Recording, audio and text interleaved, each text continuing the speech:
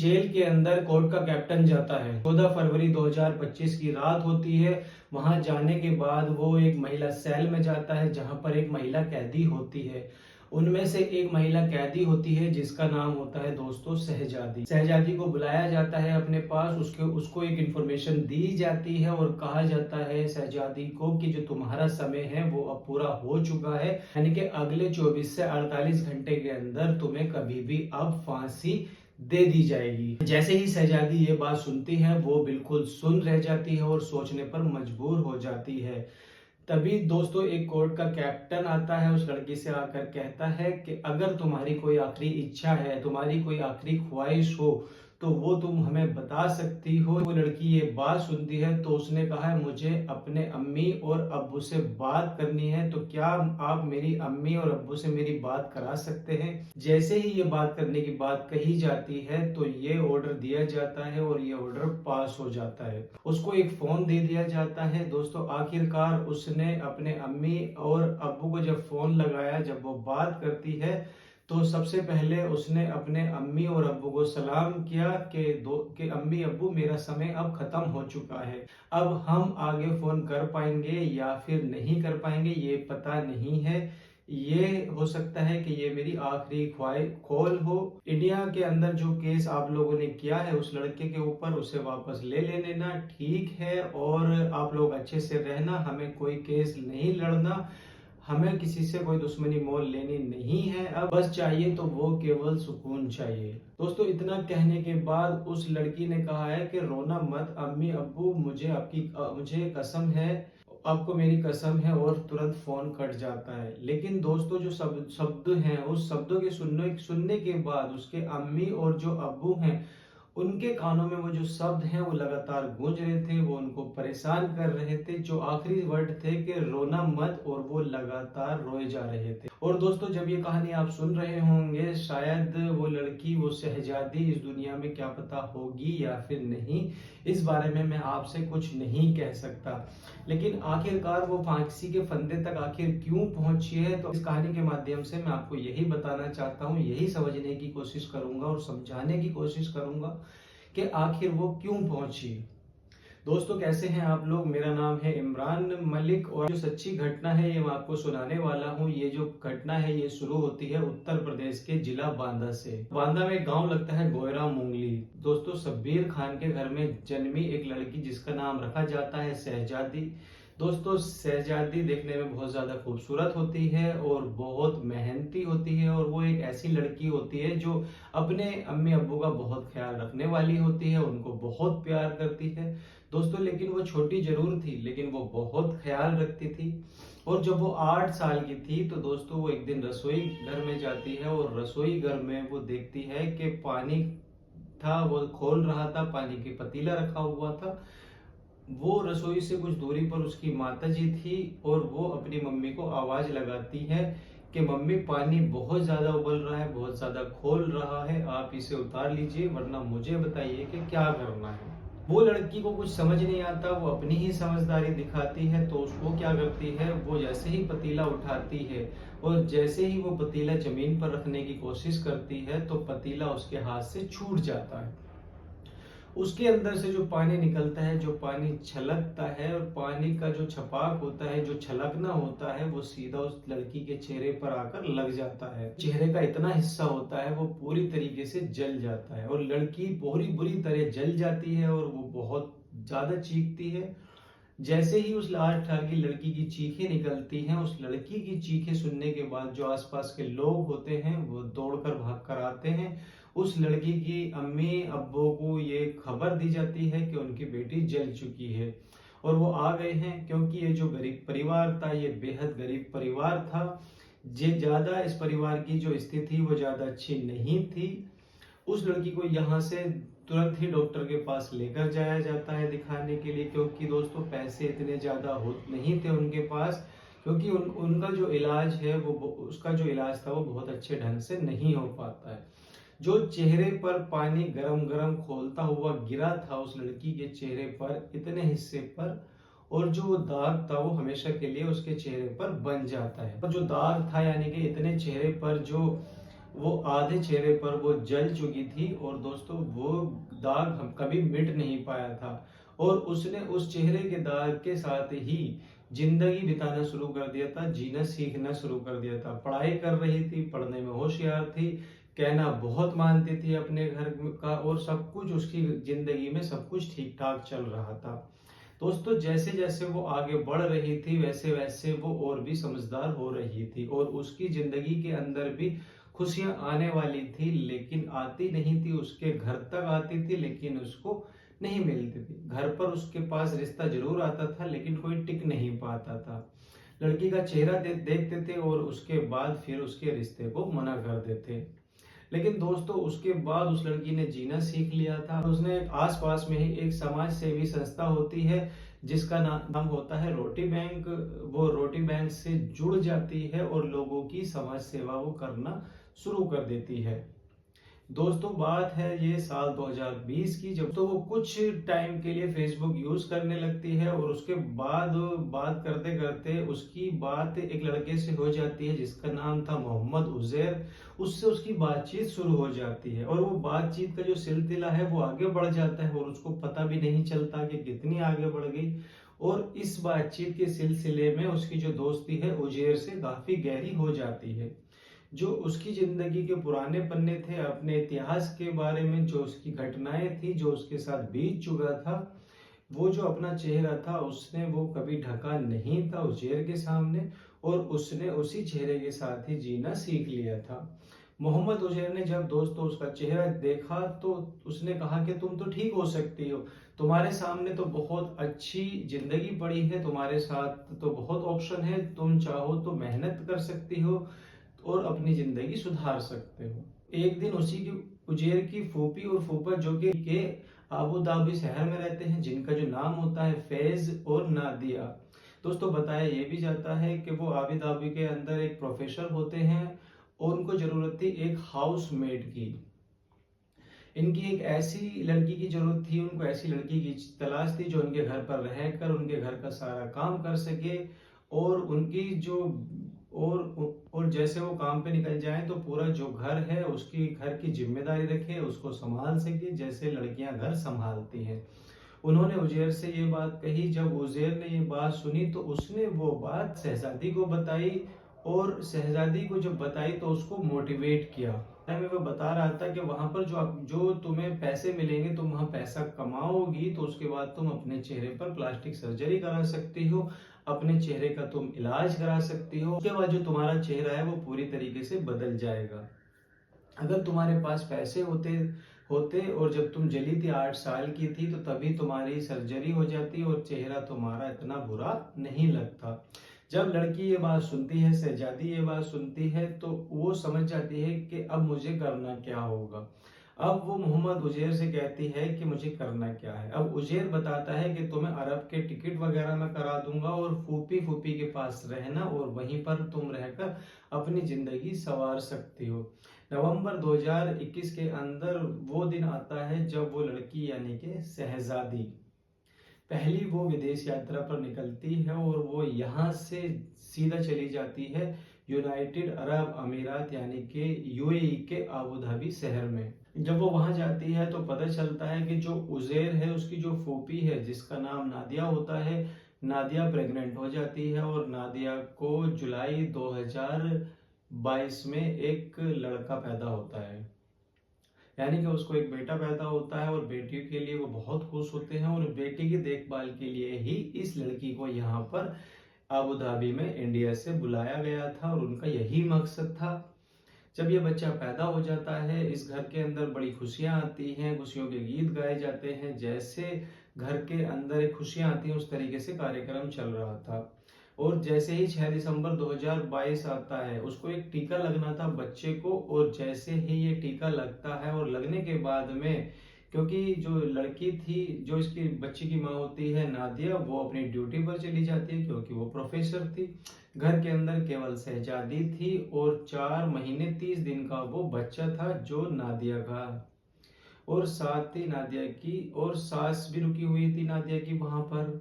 जब ये डॉक्टर की टीम वहां पर आती है टीका लगाने के लिए, और जब नर्स टीका लगाती है उस बच्चे को और वो बच्चा रोने लगता है, ये खबर दी जाती है नादिया को कि जो आपका जो बच्चा है वो बहुत ज्यादा रो रहा है, क्या करें।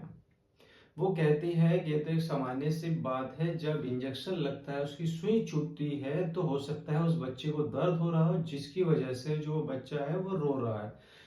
परेशान होने की जरूरत नहीं है, उस बच्चे को दूध पिलाओ और बच्चा सो जाएगा। उसके बाद जब उस बच्चे को सुलाया जाता है और सोने के बाद कई घंटे बीत जाते हैं, उसके बाद बच्चा नहीं उठता और आखिरकार नादिया अपनी ड्यूटी से वापस आ जाती है। और वापस आकर जब वो देखती है कि उसका जो बच्चा है वो बहुत आराम से सो रहा है और बहुत इत्मीनान से सो रहा है, लेकिन जो उसका रंग है, उसकी जो बॉडी का कलर था बच्चे का, वो बिल्कुल नीला पड़ चुका था। तभी उसे लग गया था नादिया को कि उस बच्चे के साथ कुछ हुआ है। उसको हिलाया जाता है, डुलाया जाता है, लेकिन कोई मोमेंट सामने नहीं आता। तो पूरे घर वालों के अंदर हड़कंप मच जाता है, चिंता की लहर दौड़ जाती है। और उसके बाद उस बच्चे को हॉस्पिटल लेके जाते हैं। जब हॉस्पिटल पर पहुंचते हैं तो पता चलता है कि उस बच्चे ने पहले ही दम तोड़ चुका, यानी कि उसकी पहले ही मौत हो चुकी है। अब जब बच्चा मर जाता है तो उसकी नादिया की जो पति है, उसके पति फैज को पता चलती है। फैज भी जब हॉस्पिटल पहुंचता है तो उसने हॉस्पिटल वालों के ऊपर ये आरोप लगाया, वहां का जो स्टाफ था हॉस्पिटल का, उनसे कहा कि तुमने मेरे बच्चे को मार दिया, यानी कि मेरे बच्चे के साथ तुमने कुछ ना कुछ गलत किया है जिसकी वजह से इस बच्चे की मौत हुई है। अब वहां पर काफी कहासुनी हो जाती है। ये वापस अपने घर आ जाते हैं और घर लौटकर आने के बाद लगभग 36 घंटे बीत जाते हैं, लेकिन उस बच्चे का कोई पोस्टमार्टम वगैरह नहीं किया जाता है। ये जानने की भी कोशिश नहीं की गई थी कि आखिर जो बच्चा मरा है, उसकी जो मौत हुई है वो किस लिए हुई है और इस मौत का आखिर मेन कारण क्या है, और उस बच्चे का जो दफीना होता है वो सामान्य तरीके से कर दिया जाता है। अब बात आती है नादिया की। नादिया की कहीं ना कहीं दुश्मनी बन जाती है शहजादी से कि तुम्हारी ही लापरवाही की वजह से मेरे बच्चे की मौत होती है। अब आए दिन किसी न किसी बात को लेकर आपस में लड़ाई हो जाती है, बहस हो जाती है नादिया और शहजादी की। इस बात को लगभग 57 दिन बीत चुके होते हैं और बच्चे की मौत को। और जब ये 57 दिन बीत जाते हैं तो उसके बाद नादिया को जो गुस्सा होता है वो बहुत ज्यादा चरम सीमा पर हो जाता है। और दोस्तों, हद तो तब हो जाती है जब उस लड़की की, यानी कि जो शहजादी है, उसके साथ काफी हद तक मारपीट की जाती है। और मारपीट करने के बाद उसको ये करने के लिए पूरी तरीके से मजबूर कर दिया जाता है कि तुम्हारी लापरवाही की वजह से इस बालक की, यानी कि इस बच्चे की मौत हुई है और इसकी जो जिम्मेदार है वो तुम ही हो। और जब ये मीडिया रिपोर्ट के अंदर सामने आता है कि उस लड़की को शहजादी को न केवल मारा पीटा गया था बल्कि उसको न्यूड कर दिया गया था, उसके बदन पर कोई कपड़े नहीं होते थे, उसको इतना मारा जाता था। और जब उसको रोज इस तरीके से पीटा जाता था तब जाकर लड़की, यानी कि शहजादी, तैयार हो जाती है और उसका एक वीडियो बन जाता है। और वो वीडियो में स्वीकार कर लेते कि है, हाँ, ये सब मैंने ही किया है, मेरी ही वजह से ये बच्चा मरा है। उसके बाद एफआईआर दर्ज हो जाती है। ये एफआईआर फरवरी 2023 में दर्ज होती है और एफआईआर दर्ज होने के बाद में मामला लोअर कोर्ट में पहुंच जाता है। अब जो लोअर कोर्ट होती है, अब इस पूरे मामले को ध्यान में रखते हुए ये वह दावा किया जा रहा है दोस्तों, और बताया भी जा रहा है कि शहजादी को उस लेवल का, उस स्तर का अच्छा वकील नहीं मिला। यानी कि अगर शहजादी को उस वक्त एक अच्छा वकील मिल जाता तो शायद वो भी इसका पक्ष रख पाता और जो नादिया का जो ड्रामा था वो भी नहीं टिक पाता, और ना ही निचली अदालत में पुख्ता तरीके से नादिया का जो केस था वो टिक नहीं पाता, क्योंकि नादिया को, जो कि शहजादी को, एक अच्छा वकील नहीं मिल पाया था और निचली अदालत की वजह से शहजादी को फांसी का जो हुक्म है वो दे दिया जाता है। ये भी कहा जा रहा है दोस्तों कि इसको जब तक फांसी के फंदे पर लटकाया जाए, जब तक इसकी मौत ना हो जाए, जब तक इसके प्राण ना निकल जाए। अब दोस्तों फिर मामला जाता है हाई कोर्ट। ठीक हाई कोर्ट के अंदर भी सेम वैसे ही कहानी रहती है जैसे कि निचली अदालत में रही थी। वहां से भी उसको फांसी की सजा का हुक्म दे दिया जाता है। मामला सुप्रीम कोर्ट में पहुंचता है। अब जब दोस्तों मामला सुप्रीम कोर्ट में पहुंचता है तो वहां भी उसको निचली अदालत और हाई कोर्ट के जो फैसले हैं उसको मानने के लिए बाध्य कर दिया जाता है, यानी कि वो फैसले बरकरार रख दिए जाते हैं। यानी कि शहजादी को अब फांसी के फंदे पर ही चढ़ाया जाएगा, अब कोई माफी नहीं होगी। अब इसकी एक तारीख मुकर्रर कर दी जाती है 2 मई 2024, यानी कि इस दिन शहजादी को मौत की सजा दे दी जाएगी अबू धाबी में। लेकिन जब ये तारीख आने वाली होती है तभी अबू धाबी के अंदर वहां पर एक आपदा आ जाती है, एक बाढ़ आ जाती है, और दोस्तों बाढ़ आने के बाद वहां पर साथ ही साथ वहां पर जो राजशाही परिवार है उसमें से किसी एक बड़े व्यक्ति की मौत हो जाती है। अब ये जो दो काम थे ये एक साथ हो जाते हैं, और इसके साथ ही वहां पर लगभग 8 दिन का जो राष्ट्रीय शोक होता है, क्योंकि राजशाही परिवार से कोई मरा है तो 8 दिन के लिए राष्ट्रीय शोक होता है। अब जो शहजादी को फांसी दी जानी थी 2 मई 2024 को, वो जो फांसी होती है वो टल जाती है, और ये बताया जाता है कि 20 सितंबर 2024 को और उसके बाद कभी भी शहजादी को अबू धाबी की जेल में फांसी दे दी जाएगी। अब जब ये समय 2 मई से लेकर 20 सितंबर के बीच का जो एक पार्ट होता है, अब ये जो समय मिलता है, अब जैसे ही ये खबर इसके लड़की के माता पिता को खबर मिलती है, जानकारी मिलती है इसके माता पिता ने, इसके बाद इसके जो वालिद होते हैं शब्बीर खान, वो यूपी सरकार को एक पत्र लिखते हैं, वो विदेश मंत्रालय को एक पत्र लिखते हैं, वो राष्ट्रपति से गुहार लगाते हैं, वो प्राइम मिनिस्टर से गुहार लगाते हैं।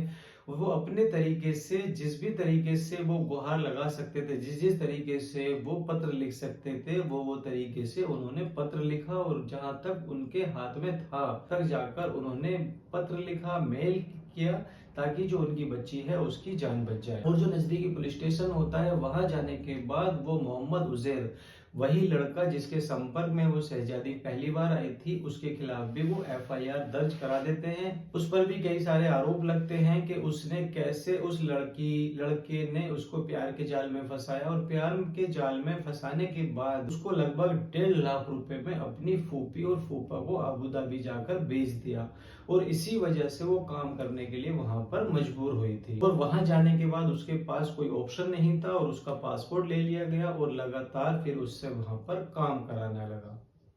अब जब ये मामला बहुत ज्यादा हाईलाइट होता है, सोशल मीडिया पर छाने लगता है, और दोस्तों जहां देखो वहां पर इसी बात की चर्चा होने लगी थी कि शहजादी को कब फांसी होगी, शहजादी को उसके बारे में कुछ पता नहीं है। भारत के अंदर भी ये मामला तूल पकड़ने लगा था। जिसके पास ये वीडियो गई, जहां जहां तक ये लोगों के पास बात गई, हर व्यक्ति ने अपने पास से अपने तरीके से काफी कोशिश की, और तमाम कोशिश के बावजूद ताकि जो इसकी जो फांसी है वो पूरी तरीके से टल जाए, और जो भी प्रक्रिया है और जो तमाम प्रक्रियाओं से गुजरने के बाद तमाम कोशिशें की गई कि ये लड़की वापस आ जाए इंडिया। एक दिन ऐसा भी आता है कि 14 फरवरी 2025 की रात को शहजादी के पास कोर्ट का जो कैप्टन होता है वो पहुंचता है, और उसके बाद वो कहता है शहजादी से जाकर कि तुम्हारा जो समय था वो अब पूरा हो चुका है, कि तुम्हें अगले 24 घंटे के अंदर किसी भी वक्त फांसी दे दी जाएगी। सुना रहा हूँ, ये सारी जानकारी दैनिक भास्कर के पोर्टल पर भी दी हुई है, और अब हो सकता है कि शहजादी को फांसी भी दी जा चुकी हो, क्योंकि अभी जो मैं आपको बता रहा हूँ यह हो सकता है कि शहजादी को इसके बाद फांसी दे दी जाए, या दोस्तों हो सकता है जब आप इस कहानी को सुन रहे होंगे इन फ्यूचर में, पता नहीं वो बेचारी शहजादी इस दुनिया में जिंदा भी होगी या फिर वो नहीं होंगी। लेकिन उसके माता पिता ने अपनी बेटी को बचाने के लिए तमाम कोशिशें की। काश जब वो 8 साल की थी, काश उसके ऊपर जो पानी गिरा था, काश वो खोलता हुआ पानी उसके ऊपर ना गिरा होता, काश उसने जो पानी वहां से उतारा ही ना होता, काश वो जो पानी उसके चेहरे पे गिरा ही ना होता, और काश उसका जो चेहरा है वो जला नहीं होता, और वो जलती नहीं, और ना ही वो कभी जलती, और ना ही कभी उसका चेहरा खराब होता।